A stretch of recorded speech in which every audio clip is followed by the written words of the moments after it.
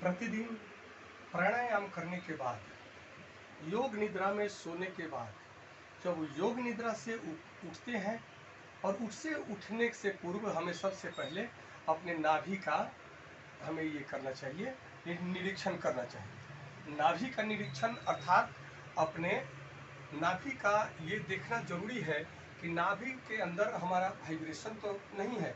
जो अगर नाभि हमारा ठीक है तो चारों तरफ अगर हम टटोलते हैं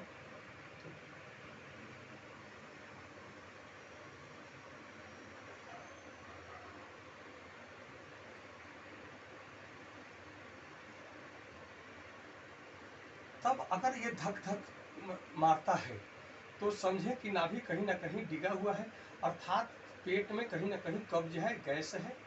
फिर नाभि को शुद्ध करने के लिए सबसे पहले हमें नाभि को टटोलने के बाद हमें नौका आसन वगैरह करना चाहिए, धनुरासन, नौका आसन। ये करने से हमारा नाभि अपने स्थिति में आ जाता है। या तो थोड़ी मालिश ये करने से नाभि का जो हमारा ये आंतों में जो गैस वगैरह फंसा पड़ा रहता है तो ये इधर से उधर होकर के फिर अपने स्थिति में आ जाता है। ये कहा जाता है कि आयुर्वेद में ये कहा गया है कि वैद्य के पास जब रोगी जाता है तो रोगी सबसे पहले वैद्य उस रोगी का नाभि निरीक्षण करता है कि कहीं नाभि तो डिगा नहीं है।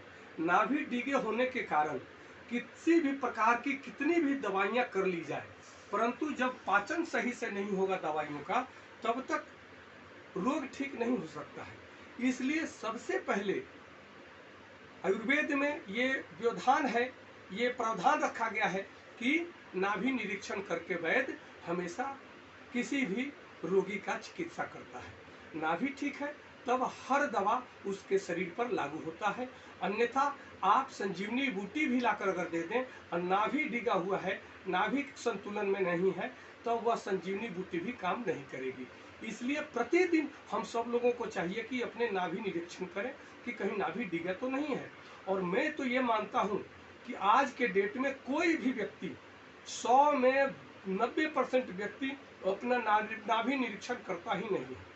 और नाभि निरीक्षण नहीं करने की वजह से नाभि में गैस वो कब्ज बना रहता है, हमारी आंतें इधर से उधर हुई पड़ी रहती है और वह व्यक्ति गैस बनने के कारण गैस की दवा खा रहा है, लैट्रिन शुद्ध नहीं होता है, शौच शुद्ध नहीं होता है, कब्ज की दवा खाता है और चारों तरफ डॉक्टर के यहाँ चक्कर लगाता फिर रहा है और वह मूल पे काम नहीं करता कि आखिर कब्ज का, गैस का कारण क्या है।